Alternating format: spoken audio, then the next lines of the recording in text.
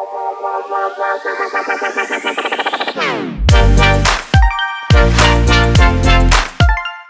right, welcome back, guys. Last night, things came out starting at 7 o'clock. We talked about it a little bit last week. And obviously, we are talking about the college football playoff rankings.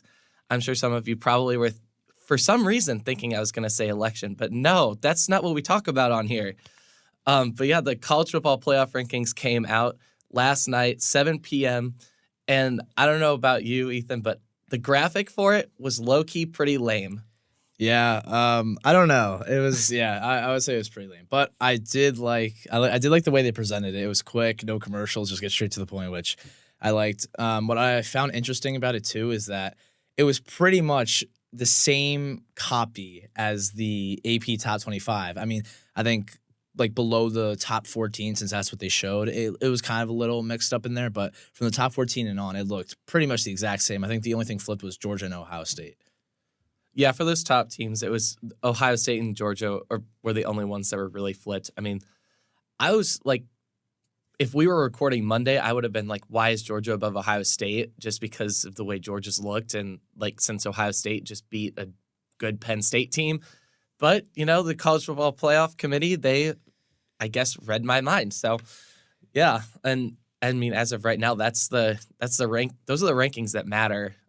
But yeah, no, like you said, like going just straight through all of the teams and not having a commercial break. Because I swear, like in previous years when it was the top four and whenever they'd had to have that broadcast on, they do like 5 teams and then they do a commercial break. And it was so annoying because then it's like you're sitting there for so long just waiting. But they were like, boom, boom, boom, like just Get it out of the way. just right out of the way. There's also like no tiebreakers. Like there's no, because I think last week Iowa State and Clemson were tied at 11th in the AP poll. But the nice thing about this ranking is there's no ties. So there's no nonsense going on with that. Yeah, and I honestly, I'm not mad with what the rankings are. I would have thought that Georgia would be above Ohio State. Because I don't know, like Ohio State, like they beat Penn State, which I'm not gonna say it, but last week I said Ohio State would win and they did. Luckily, I mean I got scared a little bit after they went down 10-0, but I don't know, they stuck in there and won by 7. But no, yeah, I think Georgia overall, they're just, I don't know, I feel like they'd just be the better team, and I feel like Ohio State has had a lot of close games, and we saw the one with Nebraska recently, so that was kind of like a little bit of a scare. But obviously for a lot of the SEC teams, you have bigger games coming up this week, and obviously we're still 3-4 weeks out anyways from the playoffs, so a lot of this could be switched up. This is the first time ever actually we're seeing the displayment of the 12-team playoff. But, like, for example, like, I'll give you Georgia Ole Miss. Like, that's a huge game right there. And then probably the biggest game of the week, it's going to be LSU, Alabama, because that's going to be, like, a win and get in type thing. And if you lose, you're out. Like, it would be so rare to see Bama get in as a 3-loss team. I mean, they're already seeded 11th, which you're on the chopping block at that point. And I think when you have other SEC teams like Texas A&M, which unfortunately they lost, I was kind of rooting for them because I just kind of want to see like I want to see a little bit of a mix up there in the SEC instead like the entire big dogs. But yeah, it's very interesting to see how everything will shape out. And I think Texas A&M, they're still tied with the best conference record with Georgia 5-1. So if Texas A&M wins against, they have a bye week, so they're not playing them. But if Ole Miss beats Georgia, they're kind of doing them a favor. They're keeping A&M up there because their only ranked game left is Texas. So they still have a really good shot of making the SEC title game. Yeah, no, this race is still, like, at least for the SEC, it's still really up for grabs.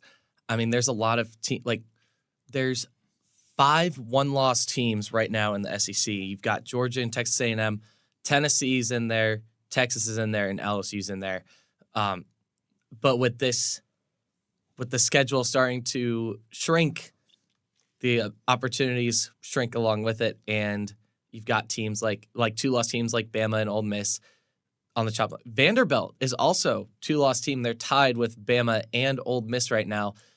And Vandy plays South Carolina this Saturday, which I think that will be a pretty interesting game to watch, at least for Vandy, because if they win that game and then you have Ole Miss and let's just say like Ole Miss and Bama lose, then Vandy jumps them in the SEC rankings and gets that much closer to being to the SEC championship. Though it's very unlikely that Vandy gets there, but it at least allows them to climb that ladder to get there.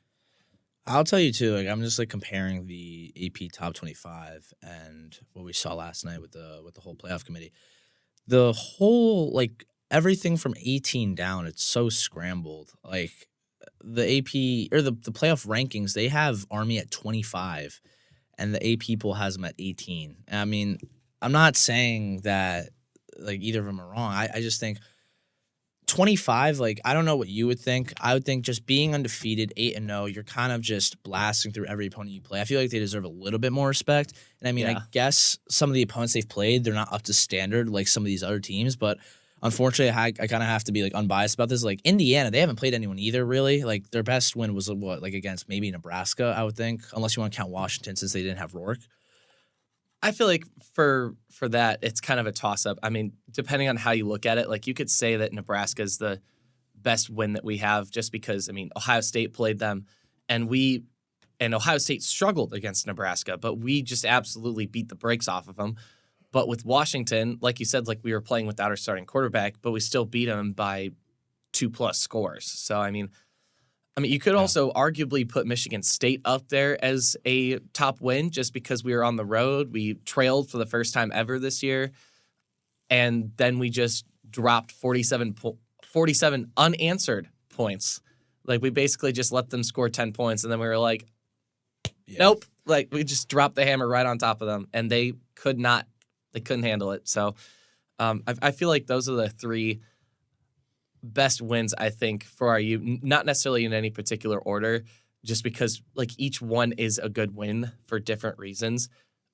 But I feel like IU, at least in the college football playoff rankings, I mean, I get that they put us at 8 because that's where the AP poll had us. Like, there wasn't a lot of movement between the top teams besides Ohio State and Georgia for the college football playoff poll. But I mean, I would arguably put us above Penn State.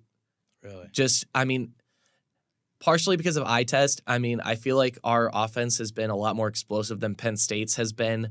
Okay. I mean, Penn State has struggled against Bowling Green earlier this year. Their offense didn't their defense was the one that scored half the points against Ohio State. The offense is only able to get field goals, and then they just ended up fizzling. I mean, they had an opportunity to take the lead at one point, but they did 3 run plays. They just ran it up the middle 3 times in a row, and they got stopped each time, which I don't know why they made that decision because Ohio State has one of the best red zone defenses in college football. So I don't know why you would try to do the same play 3 times in a row and then on 4th and 1 go for it and then just do a horrible throw play. Not to mention the fact that Penn State has one of the best tight ends in college football as well, and they barely used him in that game. So I don't just based on that stuff, I really don't know. I could see Penn State being moved down a little bit more. I arguably think they should be punished a little bit more for how they performed. And the reason, last week, I was going really hard at Penn State, and because I was going to say that they were going to lose this game, and I think it really showed because they only had 4 receivers catch the ball.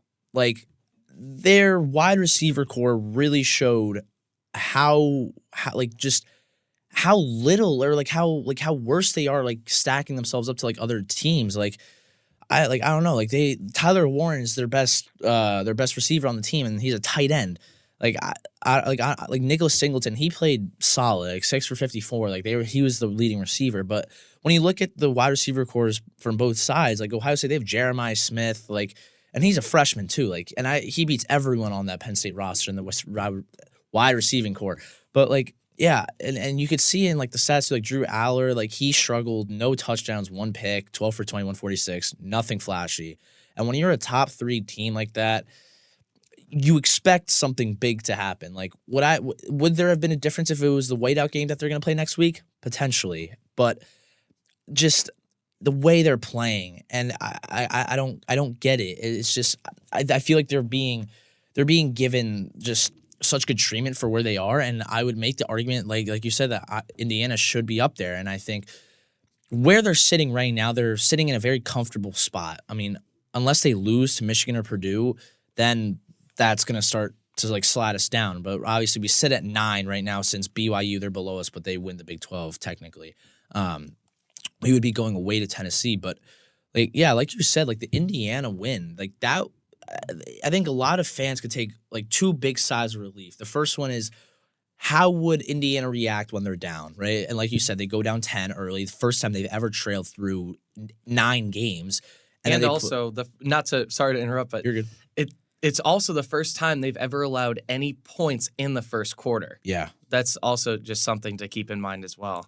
And so like what I was saying, like then they put 47 on their head after that. Like when they were down 10-0, it was like the middle of the first quarter. I wouldn't have thought they would even crack 30 at that point. Like it was gonna be a close game, Michigan State, maybe a trap game, like we said last week. No, they win 47-10. They go in, and also the second side of relief, Curtis Rourke looked amazing. Like I didn't know how well he would perform with that thumb surgery. Like seeing how he would able to like hand the ball and do all that. But 4 touchdowns, no picks. He threw 29 passes for 270. He looked like his perfect normal self. And I think that's also a big sigh of relief for Hoosier fans. And I think if that kind of slowed Indiana down, I think it's kind of a bold prediction. I think the committee would have looked at it very differently, and I think they would have slid Indiana down below. I honestly below Notre Dame and maybe Bama. But since he was able to kind of come back into the game in a hard atmosphere at Spartan Stadium, just put up the numbers he did, I think that the committee kind of saw the trust in Indiana and that they are a team not to be messed with. And I think a big game will be that Ohio State game. And obviously, like you said, like Ohio State beating Penn State, that's a huge thing for IU, because if we go into Ohio State win, we make the Big Ten championship, assuming we beat Purdue, which I think we should pretty easily. But then we would move above every single Big Ten team. And I think we would lose to Oregon if we were to make the Big Ten championship. So we would be the 5 seed, maybe. But yeah, I don't know. I think Indiana's sitting in a very comfortable position. And I think overall, just Penn State, and it's just, I don't know. I think they're ranked too high as well. And I think this flashes that we saw with just their wide receiver core playing at home, like it wasn't working out together properly. Yeah, I mean, for IU also talking about wide receiver core, I mean, for basically this entire year, we've, like, especially like in our first couple games, like we would have 5 different receivers scoring, and like we'd have like 8 receivers have like just putting up like these amazing stats. I mean, that's been pretty consistent throughout the entire year. Like we've just been showing off our depth with our wide receivers and our running backs and quarterbacks, because I mean, we did have Taven play a game like as the starter while Rourke was out. So, I mean, we're really showing our depth. It's like, we got a guy injured? Okay, sure. Like, we'll put another guy in and we'll just keep pounding you into the ground. Like, it's like, that's just kind of what we've turned into. Like, we're like a train. You can't stop the train that's going down the tracks, which is ironic because Purdue's the Boilermakers and their whole thing is a train. But anyway, like, I mean, I feel like also, like, I kind of understand why Penn State is ranked as high as they are, because I feel like there's lots of talented teams in the SEC. Like, there always is. But it's been so chaotic that most of the SEC teams are sitting, like, between 5 and, like, 13. Like, just because they all either have 1 or 2 losses. Like, even Georgia, I mean, Georgia's at 3. They have 1 loss. Like, it's a weird year, I think, for the SEC. Like, I think it's the most competitive that it's been in recent years. I mean, in the past, I feel like it's always been just Bama and Georgia pretty much that just run the table in the SEC. LSU sometimes makes a quick little showing and, like, it's like, yeah, we're here. And then they lose to either Bama or Georgia at some point in the regular season. But, like, now you've got Georgia, Texas, Tennessee. I mean, Tennessee's also one that's kind of like climbed in there somewhere. Bama, Texas A&M, LSU, Ole Miss. like, and Missouri, for some reason, Missouri is also in these rankings. That's like 8 teams or something like that in the rankings for the SEC. And normally there would be probably like 4. Yeah, and see, I'm gonna make a bold prediction here for the end of the season. Like I think the Ohio State one beating Penn State. I mean, that wasn't as bold, but I don't know. A lot of people thought Penn State was gonna win that game, but I don't know. I was so hit on Penn State, and I'm not a believer in them at all. I think by the end of the season, you will see A&M above Penn State in the rankings. I don't know where specifically. I think I will see A&M above Penn State. They will both make the playoffs. I think A&M, they will host Texas. I think they will win that game. Penn State, their last 4 games are against non-ranked opponents. They have Washington, that's a win. Purdue, easy. Minnesota, they've actually looked decent, but I think that'll be a win. And Maryland at home, that's a freebie. I think Penn State, they don't have any more proven wins left to show. So I think right now where they sit at 6, I think that's really the highest they're going to be unless one of the teams above them, like Texas, Miami, will lose. But obviously Miami and Texas, they've looked amazing up to this point. But I think A&M, they don't really have that many more like hard games. They have New Mexico State, Auburn, and then they host Texas. I think that win against Texas, that can push them up really high. And I think Alabama too, and I think for A&M fans, they're rooting for an Alabama loss, especially against LSU, because LSU is ranked below them. So that'll kind of give them more wiggle room to slide up. But obviously they still have to worry about SMU, which we can get into because SMU has just looked dominant. I mean, they just destroyed Pitt, and then the rest of their schedule looks pretty nice, honestly, up to this point. They're 2-0 against top 25 teams. They have BC, who was ranked at one point, UVA, and then Cal, which is just, I don't know. I mean, they're 0-4 in the conference, but sometimes they could just spark something out of nowhere. So, I mean, speaking of Minnesota, I feel like that is definitely a game, at least in Penn State's remaining schedule, that they could easily slip up on. I mean, Minnesota right now, they're towards the top of the conference right now. They're ranked 6th right now. They're 4-2 in conference play, 6-3 overall. And they obviously play Penn State, but they've played common opponents at least that we've played. I mean, Illinois. They played Illinois, they played USC. Yeah, they beat Illinois, who was ranked at one point. They beat them 25-17. They destroyed Maryland 48-23. They beat UCLA, who just beat Nebraska. They beat them 21-17. Minnesota also beat USC. Minnesota right now is on a 4-game win streak since their loss to Michigan 24-27. And they play Rutgers next, and then they have a bye week, and then they play Penn State. And I don't know if that's at Penn State or if that's at Minnesota. It's at Minnesota. I really think that Minnesota could upset Penn State. I mean, when I watch them play USC, they don't stop. They struggle sometimes.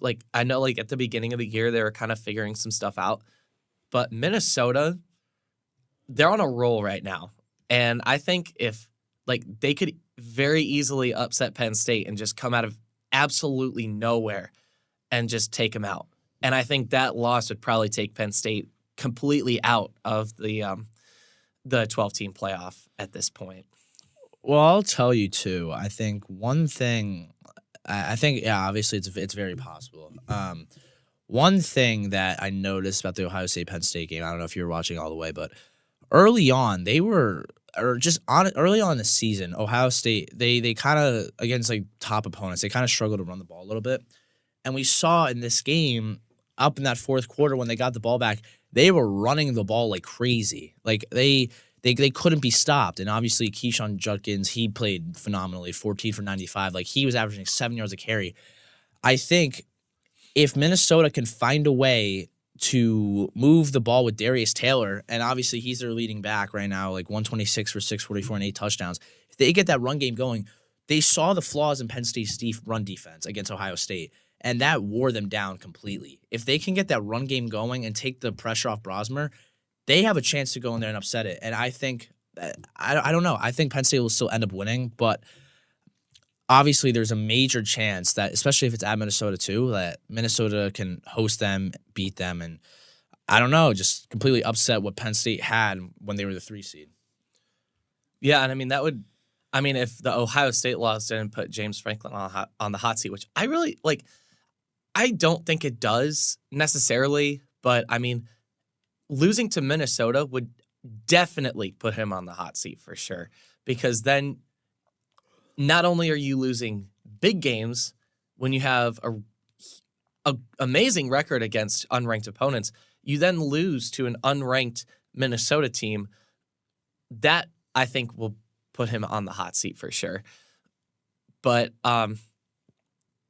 yeah, I mean, I think I guess I really want to go back to IU really quick. Yeah, go. Just because, I mean, I feel like normally we also talk about IU first, but like, Yeah. just because of the college football playoff rankings, how exciting that was, I feel like probably should have talked about that first.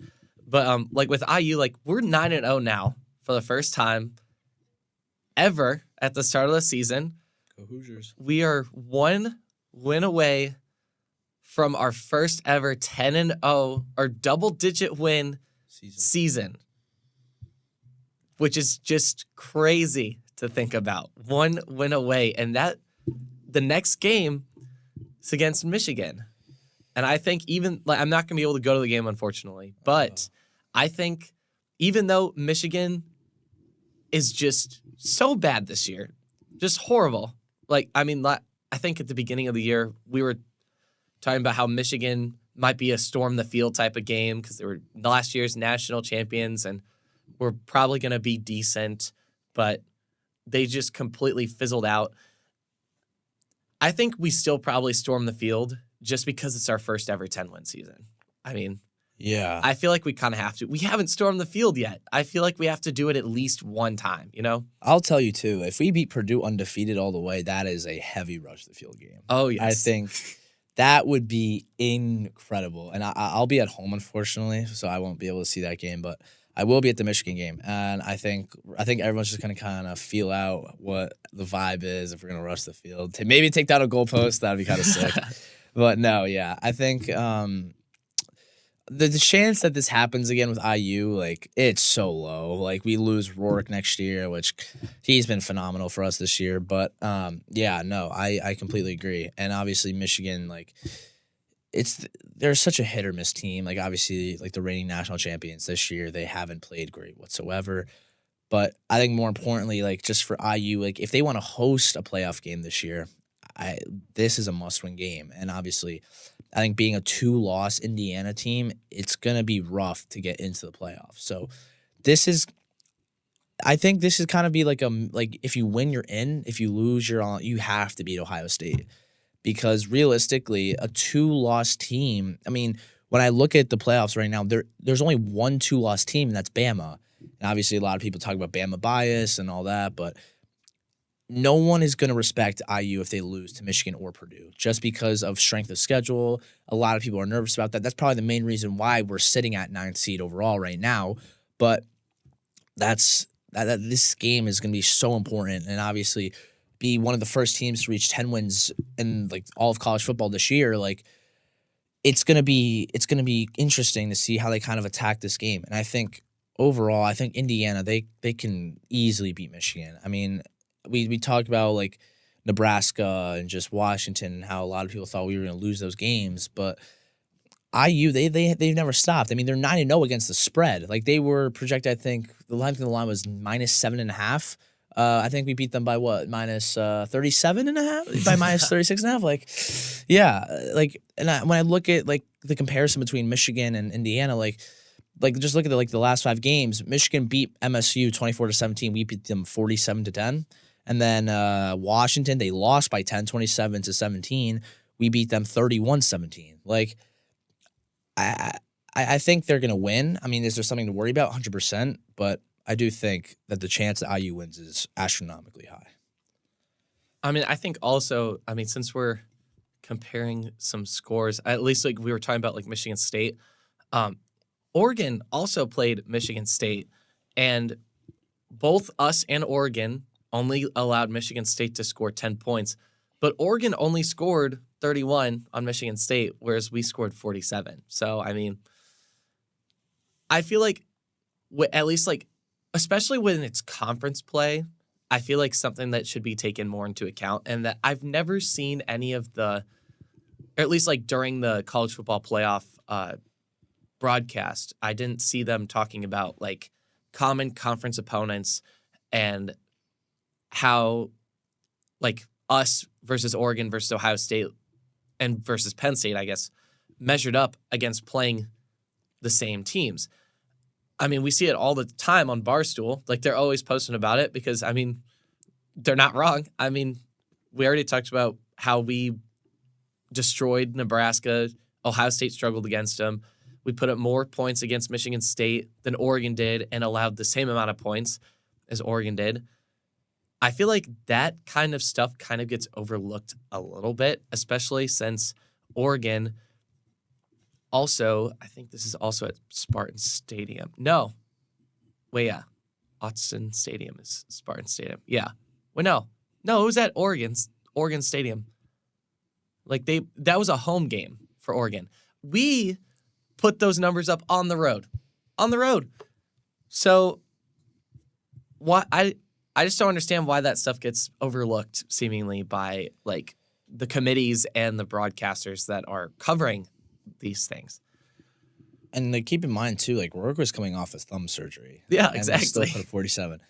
But no, it was interesting to watch everything that they were saying last night on the broadcast. And I think one thing that kind of stuck out to me was they brought out I don't know if you saw like the chair of the committee. He like came and talked to all of them at the panel after everything came out.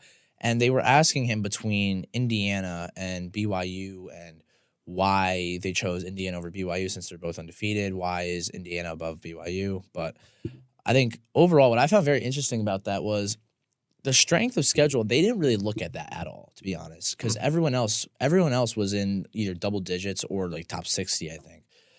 They mainly looked at how dominant Indiana has been. So I think they do take into consideration what the scores of each game is, comparing it to like other opponents who've also played those teams. Because I don't think if they were just straight up looking at like the strength of schedule and stuff, Indiana, I don't know if they would even be in the top 12, to be honest. But I think they were definitely looking at the scores. They were looking at the stats. And I think the win against MSU, that kind of solidified a spot for them in the top 12 last night. Because if Rourke went in there, he re-aggravated his thumb, if we were to say, that would be a major problem. And I think the committee would have a lot of trouble figuring out why they deserve a spot in the top 12, even though they are undefeated. Taven, it hurts to say, but Taven, when he played Washington, it didn't look like he had the best game he could have had. I mean, obviously, he only really played one full game. I mean, he looked great against Nebraska when he threw 2 touchdowns, but it looked very different against Washington. He didn't look as like settled down. He wasn't panicking, but he wasn't his like true self, if you were to say, against Nebraska. And obviously, like going into Nebraska when you have like a major lead, you're kind of just like playing out there. You're just like enjoying it. But when you come in as a starter against a must-win Michigan team at home, when you have game day out here, everyone's watching you, all eyes are there. There's a lot of pressure for Taven. And I think if he was the one at Michigan State playing, I think there would have been a major difference in where Indiana was ranked. But I think just because of how dominant they've been with Rourke and the entire offense, I think that's why the committee gave them the credit they deserve, because just of they're outscoring other top 5 teams against other opponents that they've played. And like you just said, like the Oregon game, like they didn't put up they put up way more than what Oregon did, and they were away. So I don't think they they said it straightforward, but I think there were hints of it that Indiana is where they are because of the amount of points they're scoring and just like the point differential overall.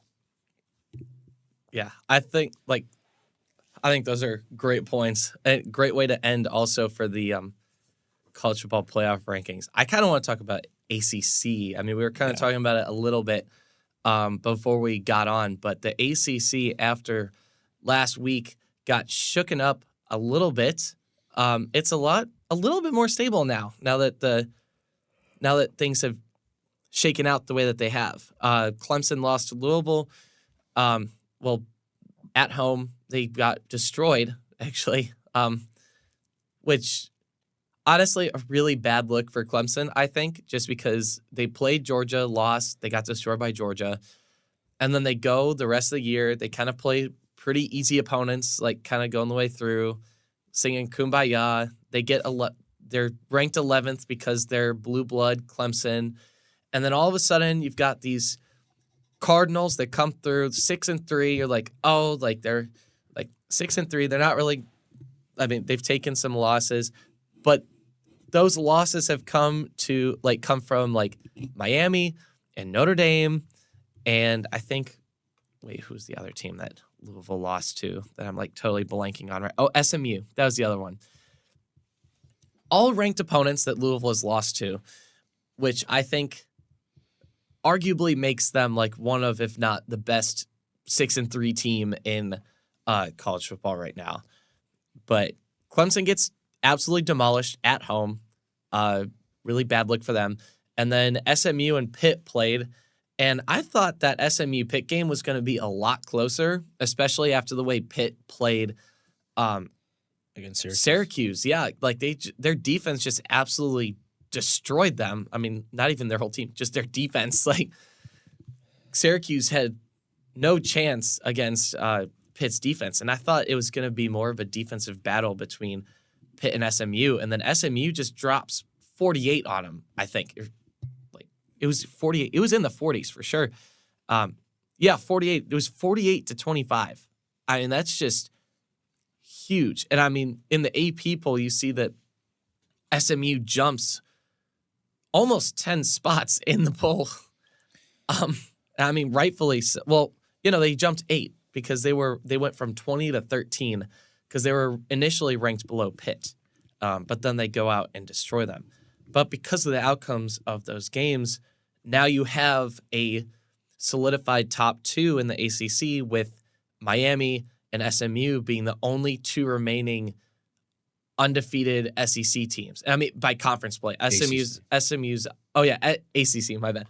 But the SMU obviously has 1 loss overall, but they're undefeated in conference play. So that's what I meant when I said that. And they're undefeated in AP poll. I mean, they're 2-0. They're the only undefeated team in the ACC against the AP poll. And I think right now for both Miami and SMU, who are both undefeated in conference play, like you said, they have a clear path to the ACC championship game. And because none of them play ranked opponents anymore. I mean, not like Miami has played anyone that was ranked so far this year. But yeah, no, SMU, they've looked phenomenal. I mean, obviously they beat Pitt by 23 and then they beat Louisville by 7. Like, SMU's looking phenomenal. And I think if Miami and SMU, if they win out, they both get it and Clemson's shut down. And I have a couple friends at Clemson who are they're pretty mad, and I feel bad for them because they are a big football school. I don't know what other sports they have there, but football is pretty up there. And the fact that they lost to Louisville the way they did, it was a disaster. And I think just that Georgia loss at the beginning of the year, it's coming back to haunt them. Like, even though it was week 1 and they're the number 1 ranked team, losing by 30, like a loss is a loss. But when you lose by 3 and you lose by 31, those are 2 very different things. And the fact that they lost by 31 against Georgia week 1, that's a rough sign. And I think that's why they're so low in the rankings, just because they didn't have that cushion win like that we saw. And even though it was out of conference play, they still kind of sold themselves within the conference when they lost to Louisville, who obviously they don't really have a chance at the conference. They were just kind of playing spoiler at that point, because they're 4-2 in conference, and Pitt is still above them. But yeah, no, Clemson, they kind of spoiled their season because of that loss. And obviously there's still 4 weeks left, so anything could really happen. Like SMU and Miami could both lose. Like, you never know. I mean, Duke, they just beat Duke by 22, and obviously Cuse at the end of the season, that could be an upset. I'm a firm believer. I don't think Syracuse will win that game, but obviously I think that could be a lot closer than what people think it's going to be. But for SMU, like, they kind of a free path towards the end of the season. They're on a 6-game win streak. Like, they're kind of just riding high right now. They're just hoping for one of the top 12 teams to lose so that they kind of get that jump up in there. And obviously, when you look at the teams that are playing this week in the top 12, obviously you have that LSU-Alabama game. So I think if you're an SMU fan, you're obviously going to root for LSU there. So Alabama will get dropped out. I mean, I think everyone wants Alabama to lose. I mean, everyone's so sick of them. They've had enough. But We're yeah, sick of the Bama bias. we are, and obviously they're the only 2-loss team that's ranked in the top 12 this week, which it's just mind-boggling. I still think A&M should be above them, but overall, yeah, I think everyone's kind of rooting against Bama here, and I think if you're SMU, I think you're in a great spot. I mean, you're still 4 weeks out. You got 3 easy games still ahead of you, or 4. And they're all very winnable, and I think you're in a great spot to make a shot or play spoiler and get a spot in the playoffs. Yeah, I think kind of, at least speaking on Clemson's schedule, I'm looking at it right now. They do not have an easy schedule in their remaining 4 games, I will say. I mean, this weekend, they go up against a scrappy Virginia Tech team who has played spoiler a couple times. They beat Vandy earlier this year, who is towards the top of the SEC right now. And then the week after that, they play Pitt, who's ranked 23. And Pitt's defense obviously has shown that they are solid against Syracuse. And Pitt also has shown that they're a pretty solid team. And since Clemson and Pitt are both now currently 1-loss ACC teams, that is going to determine who has a better shot at possibly sneaking in if for some reason SMU or Miami slip up, which very unlikely that either of those teams do. But if it does happen, whatever the outcome of this game is going to determine who slips into that next spot as a possible tiebreaker. Then they play Citadel, which I don't think that's going to be that much of a challenge. But then at the very end, they have their Thanksgiving game against South Carolina. And honestly, at this point, especially after that win that South Carolina had over A&M, I could easily see Clemson losing that game. Very easily. I mean, South Carolina, there's probably 2 games that they probably could have won that were just absolute shootouts, and they were kind of towards the beginning of the year, the LSU game being one of those games. And I mean, LSU is one of the top teams right now. I mean, they're literally ranked 15th in the AP poll. And speaking of rankings for South Carolina, I think South Carolina should be in the spot that Missouri's in instead, just because I think South Carolina, at least just based on the way they've looked, I think they've looked better. I think they have better wins in the SEC conference than Missouri does. I mean, Missouri, they play ranked opponents. They get absolutely demolished. So I think South Carolina should be in that spot instead of Missouri. But Clemson does not have an easy schedule going for them the rest of the year. That Louisville game could be the beginning of the end for Clemson's season at this point. I mean, they're bowl eligible, but I mean, will they win? I mean, they could very well win or lose. I mean, 3 out of those remaining 4 games to end their season, which would just be a really horrible way for them to end, especially under the Dabo Sweeney era at Clemson. Yeah, and I'll tell you straight up, Clemson's not going to make the playoffs. I mean, I'm going to be so straight up with it. They're not going to make the playoffs. I'm sorry, Christian Will at Clemson. They're not making the playoffs. It sucks. And yeah, I mean, that loss to Louisville, man, I mean, it hurts. It really hurts. And that loss against Georgia is going to come back to bite you. But I'll tell you one thing that it doesn't really have any particular impact on the playoffs, but one game I'm very interested in seeing is the South Carolina Vandy game. Yes. Obviously, neither of them are close to cracking the top 12. But it's going to be interesting to see how both those teams play out because neither of them are in the college football playoff rankings. Vandy's, they're obviously 24 in the AP poll most recently, but we won't see that anymore. The Vandy disrespect. Yeah. And I mean, obviously, Vandy's a 3-loss team. So we kind of saw, I mean, the AP poll, they have 2 3-loss teams. They have Vandy and Louisville, 24-25. The playoff rankings, they have Louisville at 22 ahead of Clemson, which is very, for an obvious reason. Head to head. Yep, exactly. And I think, I do agree. I think Mizzou should be dropped out. And I think Vandy should be up there. And I think maybe give a little bit more respect to Army. I think 25, that's kind of a little low for them, but I'm glad they're getting the recognition that they deserve because they've been outstanding. And we haven't really seen Navy, Army, Air Force, anything like that in the playoffs anyways. But yeah, that's one game I'm very interested in seeing. And then Obviously, we talked about Bama LSU. That's going to be a crazy game. But one game that I find very interesting that I think could be a major upset is Kansas Iowa State. I think very. Like, see, I'm gonna be. This is gonna be my matchup. This is gonna be my matchup of the week. I think Kansas is gonna pull this game out, and also they've kept the game against Kansas State very close, 29-27. Iowa State, they've had a lot of trouble. They screwed themselves over. Now giving the sole standing to BYU. I think Kansas. I think they're gonna host them at the Kansas City Chiefs' field at GAHA. They're gonna beat Iowa State. They're gonna knock them completely. They're gonna play spoiler. And obviously, they're not really playing for anything. They're just trying to play upset, kind of spoil the Big 12, see what they can do. And obviously, after that, they have BYU, then Colorado. They got 4 straight ranked games, and that hurts. That really, really hurts.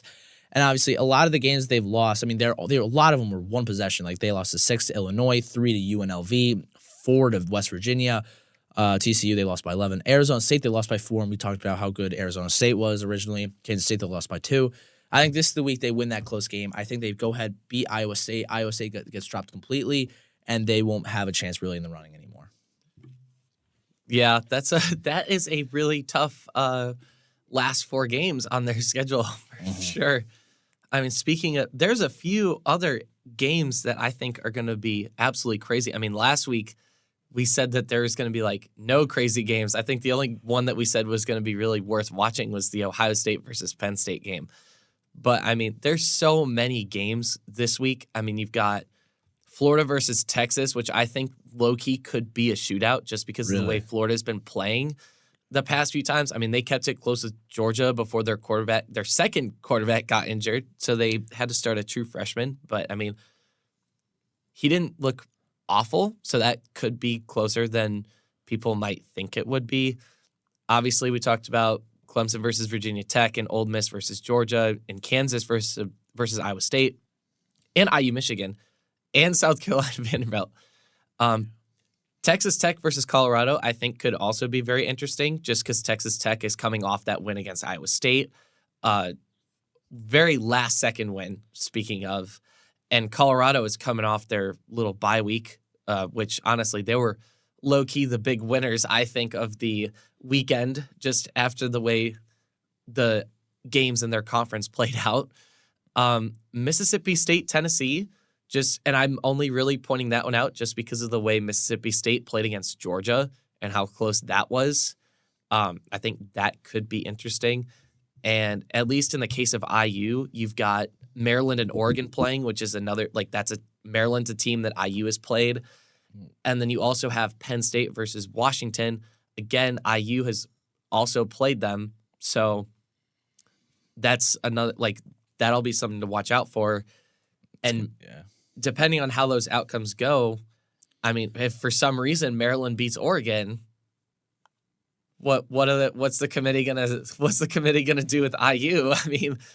I mean, same thing with Washington, Penn State. If for some reason Washington was to beat Penn State, would IU jump Penn State? I mean, I would think so, just because we demolished Washington. But I mean, that's just something to think about right there. Also, too, just Penn State, it's their whiteout game next week when they play Washington. So they better win that game. If not, then they're out the window. Bye, James Franklin. Oh yeah, no, that whole thing last week was crazy. But another game that I'm not. It's not going to be an upset, I don't think. But BYU Utah. I think BYU. I think it's going to be a lot closer than people think. Obviously, BYU, a lot of people thought BYU got a little disrespected in the rankings. They thought that they should have been a little higher than where they were at 9, even though they were the 4 seed. But, yeah, I think Utah, that's going to be a tough game. Going to Utah and just playing a rival like that, and just, obviously, Utah, they were ranked earlier, and they're on a 4-game losing streak. They're upset with themselves. They kind of now they want to play spoiler here. And, obviously, they start a 3-game ranked stretch with BYU, Colorado, Iowa State, very similar to what we talked about with Kansas. But, yeah, I think Utah, they're going to try and host them. They're going to try and just play spoiler. But I think BYU, they'll be a little tough. But I think that's a game to watch. But, yeah, no, there's a lot more interest in I think college football, just because I think just in general, in my opinion, I think the 12-team playoff has made the season a lot more interesting to look at, just because of there's so many more opportunities for lower branded team names. Like obviously like Indiana, they're no one expected them to be up there. But yeah, there's just so many like other teams that have chances to kind of get in. And I think the way they've kind of formatted it to make it so that they have other team names kind of just like bring themselves to life, besides Ohio State, Oregon, Georgia, Texas, like all the same teams. But I think it's kind of nice to see that the college football atmosphere, they're kind of bringing it all together, making a 12-team playoff, and kind of just giving other teams a chance to make a name for themselves. And I think we've seen that so far this year. And obviously, like we had SMU, Boise State, BYU, Indiana. It's been great to see. And I think overall, there's a lot more hype going into these last 4 weeks than we've seen in like previous years, just because of how many more opportunities there are for other teams to kind of jump up in the rankings and kind of make a name for themselves. Yeah, no, they're really spreading the love this year I guess starting this year for college football, because now there's, like you said, more teams are being able to make a name for themselves, and it's not always like just Bama, Texas, and like those guys. I mean, no hate to them, except the Bama bias. We don't like that. But, I mean, it's not that we don't like seeing them there. It's just we see them there all the time. And when it was only them there. Yeah, no, I mean, get them away. When it was only 4 teams, though, it's like they just would always get there consistently. And also, like, especially before the like transfer portal era and NIL era, like it's just college football has become so much more competitive so quickly. Like it's just made it so much more fun to watch. And I mean, I remember seeing people kind of argue against the 12-team playoff and saying that like regular season games aren't going to matter as much because like there's more openings and all that stuff. If anything, I think it's done the opposite, because now you have games in the regular season like Alabama LSU, where it's literally like a playoff elimination game, because both those, I mean, Alabama is literally like just barely inside, and LSU's on the outside looking in right now. If LSU wins that game, they could take Alabama's spot. They could sneak their way in. I mean, it's up in the air. I mean, and LSU also has, I mean, they have 2 losses now, so it's a must win for them. I mean, same with Alabama. They're sitting at 2 losses. They need to win. But yeah, it's just made it so much crazier and so much more competitive, and this is exactly what we all wanted.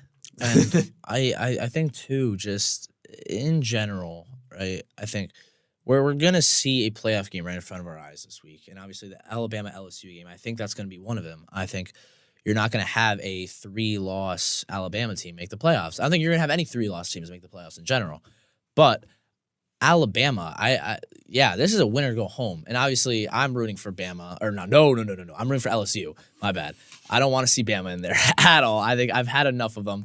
And honestly, I'm a big NFL fan, but I haven't really been following college football as much, I started following it last year. So I kind of saw like the 14 format like one year, and now I'm kind of like transferring over to seeing the 12 team.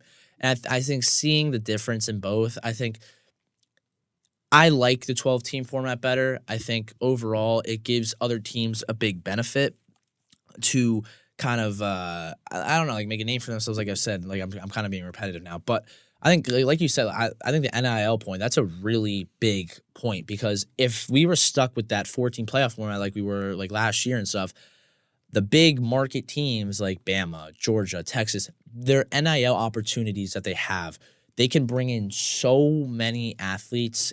It would be like unbelievable. Like obviously Ryan Williams. I mean, you got Jeremiah Smith. I mean, you couldn't even bring in Travis Hunter if you wanted to. It gives other teams opportunities to kind of just not be so what's the word I'm looking for?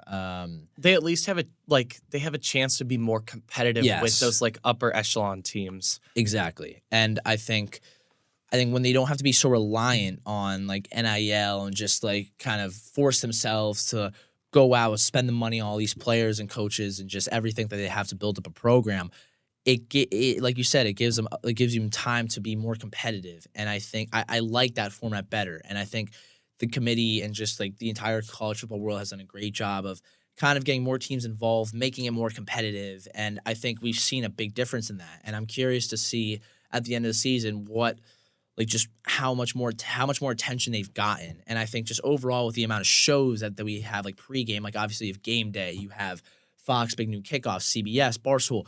Like it's just becoming such a better atmosphere, and it's kind of just including everyone and making it more of just like a student-friendly environment. Even though they're not on the field playing, they feel involved. And I think that's what's great about like the entire college football world. Like in the NFL, you're just looking at your team, just watching them, rooting for them. College football, you're kind of there, you're involved. And even when you're out of college or before you even like go to that, like live on campus, you kind of feel that energy that other college students are feeling. You're like, it's just exciting. And that's why I kind of like, and I think the 12-team playoff, that kind of supports that like incredibly. And I think it's going to be interesting to see how it kind of shapes out this year and when the playoffs actually start. Yeah, I think with that, we should talk about where we have our rankings, like who we think is like what our 12-team playoff looks like right now. Because I mean, we obviously know what the committee has thought, but I'm very curious to hear what you think because I feel like mine is crazy, but it's not too crazy. Okay. At least just in comparison to the AP poll, it might seem a little crazy. So I have Oregon at 1. I still have Texas at 2 because I still think they're going to win the SEC championship. Miami's at 3 and BYU's at 4. So those are the conference champions. Then I have Ohio State at 5, which is just like what they have on the brackets. I guess the way I formatted my rankings was kind of based on what the bracket would look like, just to, I guess, clarify that if it wasn't known already. So I have Ohio State at 5. Indiana is at 6. Wow. I have Notre Dame at 7. Penn State at 8. Georgia at 9. SMU at 10. Texas A&M at 11. And then Boise State at 12. Wow. Okay. All right. It's all like right. weirdly balanced, but like it's Yeah. also like kind of wild. I'm like looking at mine. I'm like scratching my head a little bit, but all right. I got Oregon at 1, and then I got Georgia 2. Texas is still my rankings, but I have Georgia at 2. I got Miami at 3, BYU at 4. So pretty much the same there, just Georgia.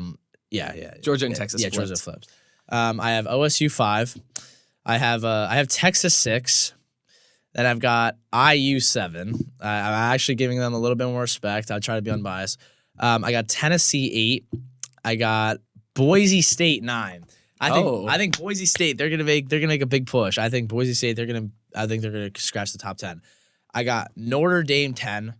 I got and I said this earlier. I said I got A&M 11 and I got Penn State 12. I think they'll both be in. I think A&M will be higher though. And it's very different. I mean, a lot of the same teams, but just different order. Different replacement pretty much. I mean, I think the only team really that's different is that I don't have Tennessee in mine. You have Tennessee in yours. Yeah. That's pretty much the only. I don't have SMU in mine either. Yeah. But I have SMU in mind. So it's like those are like the two. I mean, you could arguably like flip-flop them. I mean Tennessee's obviously like ranked in they're ranked 7th right now in the college football playoff rankings, but I kept them out this time just because I have not been able to trust their offense.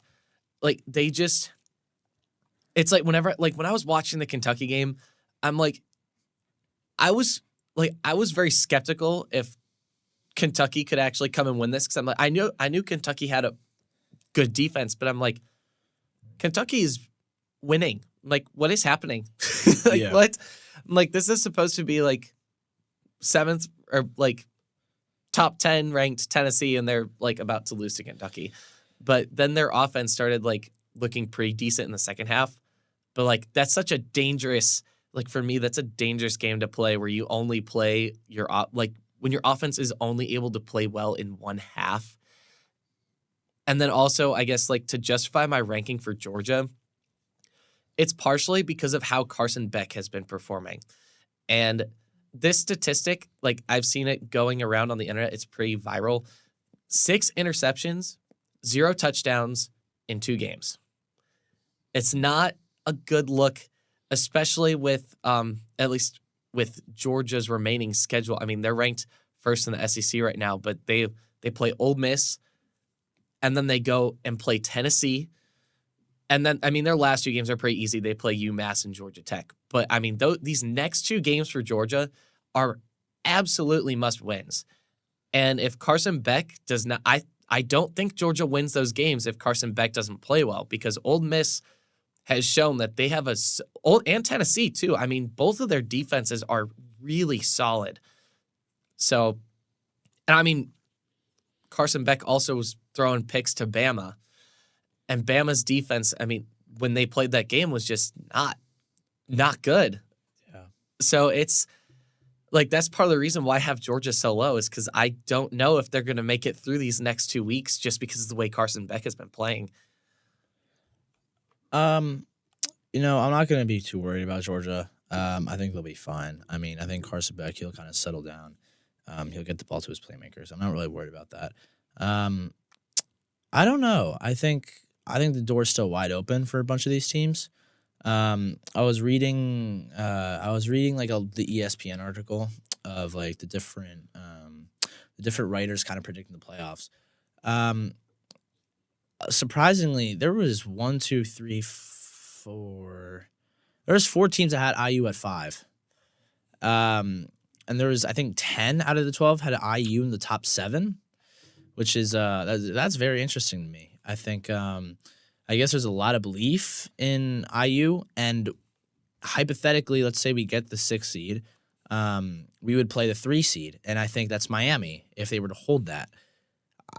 If we end up winning that first round game and going to the quarterfinals play Miami, there is a good shot. I think we can go upset them. Oh yeah, I have no doubt about that. And obviously Miami, like, we haven't seen like really their big test yet of the year. So I mean Cam Ward, he's just crazy.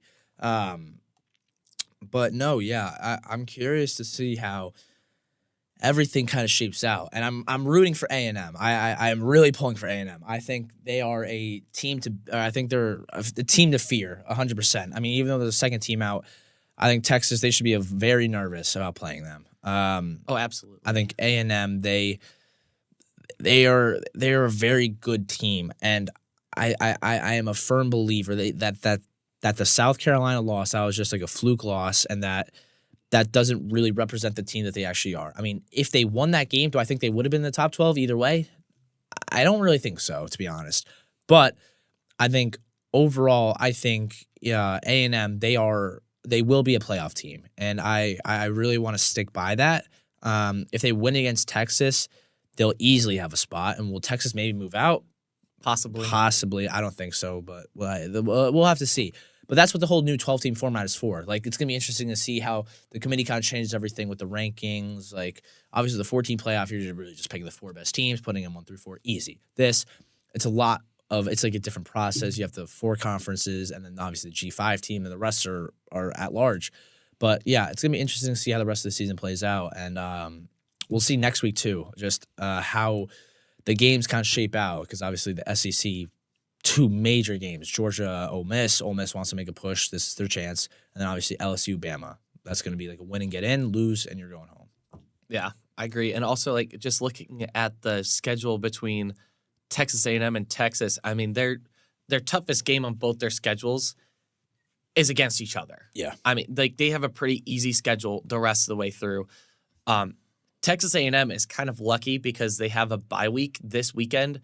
So after that loss against South Carolina, they get a chance to kind of recoup a little bit, just get unshaken by that loss.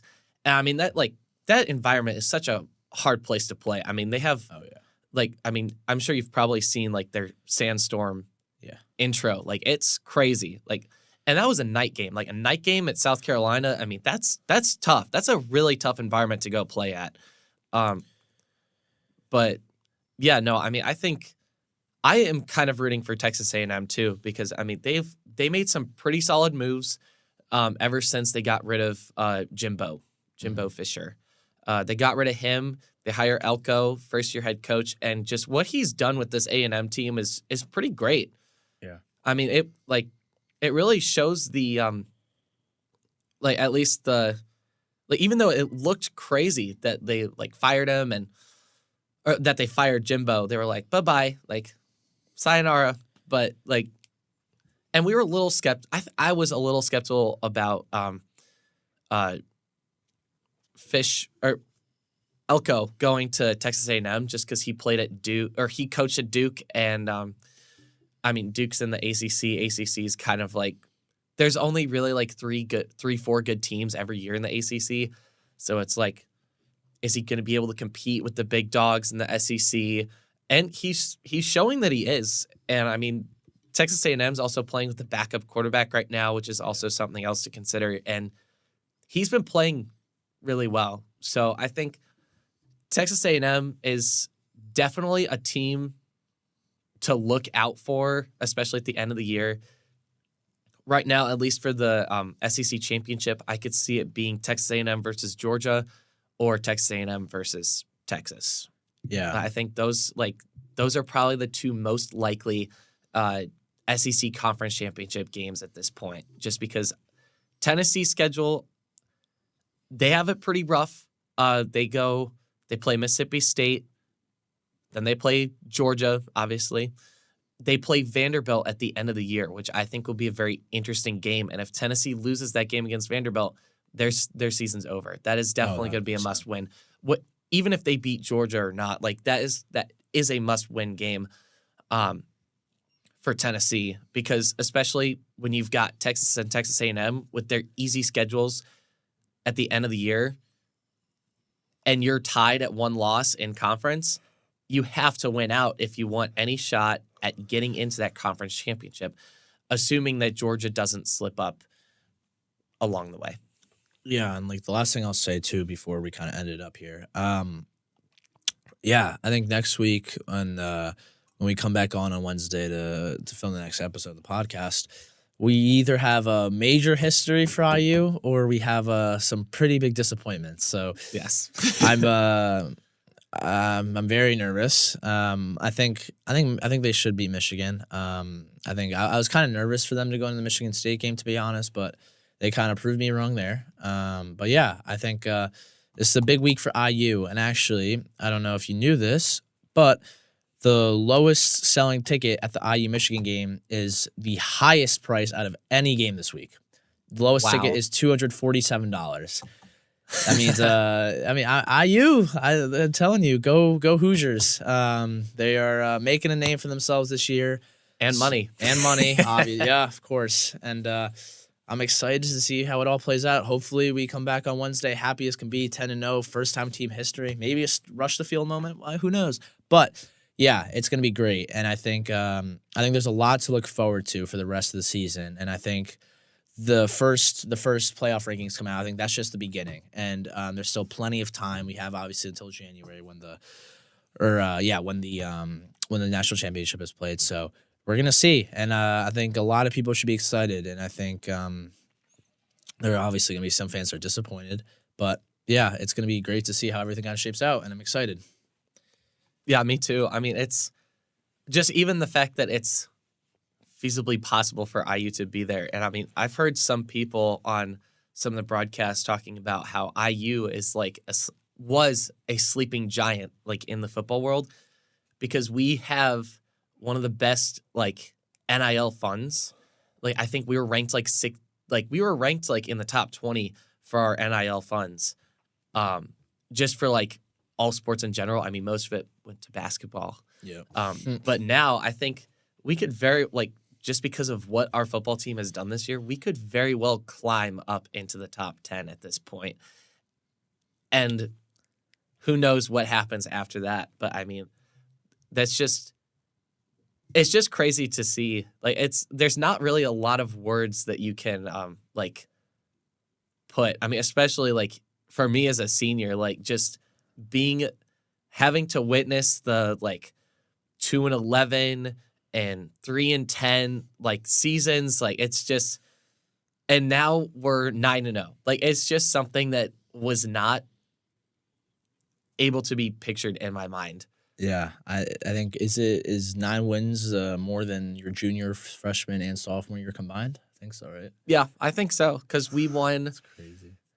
Yeah, because we won 3 last year. 3 last year, 2 the year before that, and then I think we won 4. Yeah. After that, so we literally we've won more games in 1 year than in 1 year than in my entire than the previous 3 years that I've been here. Just wild. Yeah, well, go Hoosiers. We got a big week ahead of us, and then after that we have a nice little break, bye week. So hopefully we go into a 10-0, prepare for OSU, and then just beat Purdue. No one likes them, so let's go. Yes, we need to run them off the tracks. Kind of going back to my train analogy earlier that was unintentional, but a little callback. I think that's a good way to end, though. But hopefully, just by some miracle, it would be great if we somehow crack the top 5. I would love to see that next week. It would be so unlikely, but all the teams that are ranked above us do play.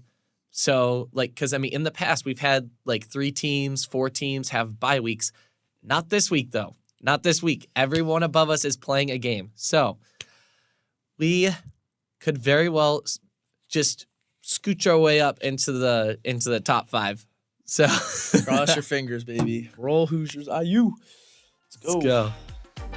All right, see you guys next week.